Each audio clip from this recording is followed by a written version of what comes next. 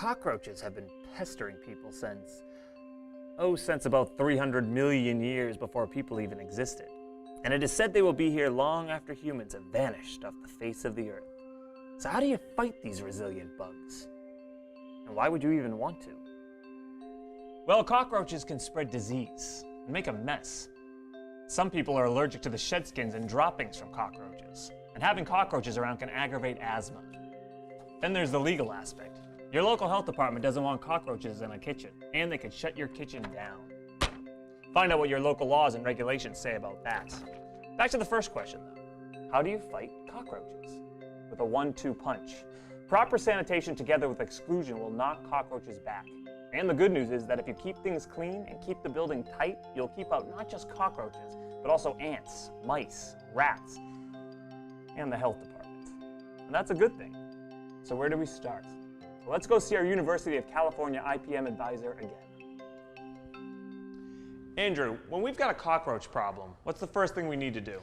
Well, the first thing you want to do is determine what species of cockroach you have. Proper identification is crucial for making effective pest management decisions. So we need to do different things for different cockroaches? Absolutely. So we have indoor species and outdoor species. And of course, the strategies and tactics, the pest management strategies and tactics that we employ will be different for these two groups. Now, speaking of outside cockroaches, I've seen some really big cockroaches outside. What are they? Well, there are a number of species that live and breed outdoors. So for instance, we have the Oriental cockroach, the American cockroach. This is the Turkestan cockroach. This is a new species for California. We also have, this is the field cockroach and the smoky brown cockroach.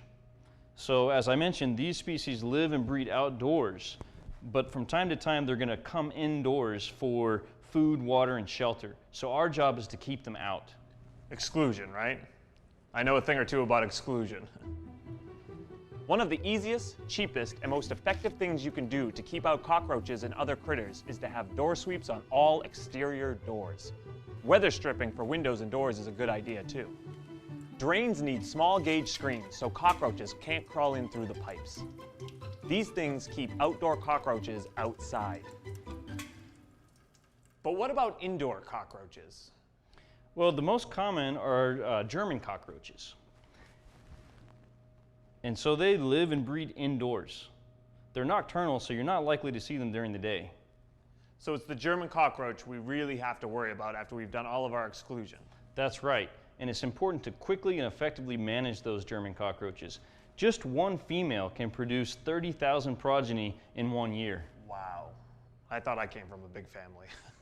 So what do German cockroaches like to eat? Well, they eat all kinds of things.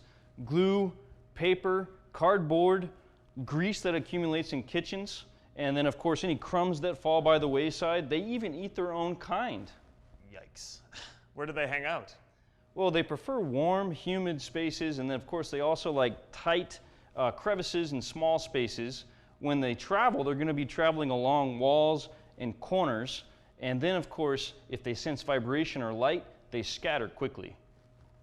So I'm not likely to see them running around in the open during the day. Where would I find them? Well, we're going to be looking under appliances, in cracks and crevices, and in areas where food may accumulate. So this is a very clean kitchen. We have a lot of space under and behind appliances. A lot of these shelving units are on wheels. But let's take a look. I'm sure we can find something. Lead the way. So in a kitchen like this, we're going to be paying special attention to areas behind and under appliances.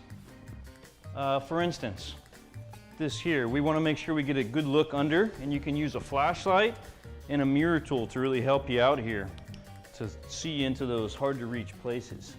So with this mirror tool, you can actually see under these appliances. See that? And behind appliances, it's important to look. So actually here we see some food that's fallen back behind this cooking surface, and that's a great way to attract pests. Speaking of cooking surfaces, keep in mind we're going to be accumulating grease here when we're cooking. And so that grease is going to splatter and accumulate here on the surface itself, on surrounding walls, and then up above where the vents are. You see that? Also with cockroaches, we want to pay special attention to cracks and crevices. So this seam here between these cooking units is a great example. Great, thanks, Andrew.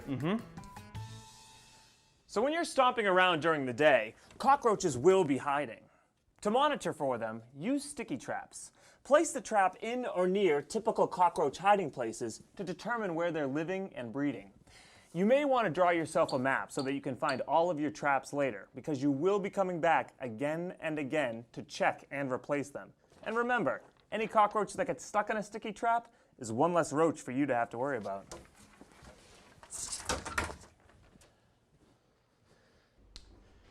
After monitoring for a while, you'll start to get a sense of how big a problem you have. So if it's only one field cockroach in a utility room, your attack can be as simple as this. If it's 10 German cockroaches in a school kitchen, we get to work. Remove food, water, and clutter that might provide a hiding place. In other words, keep the place clean and tidy. Everyone should wipe up spills immediately. If anyone eats in a classroom, they should clean up after themselves. The custodial staff should empty trash and recyclables at the end of each day.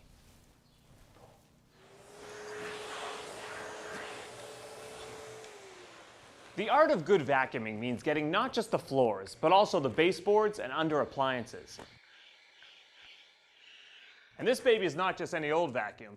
It has a HEPA filter, so it removes eggs, roaches, and shed skins without causing a dust cloud. Vacuuming up all that cockroach stuff stops the next generation of cockroaches and removes the allergens that can trigger asthma.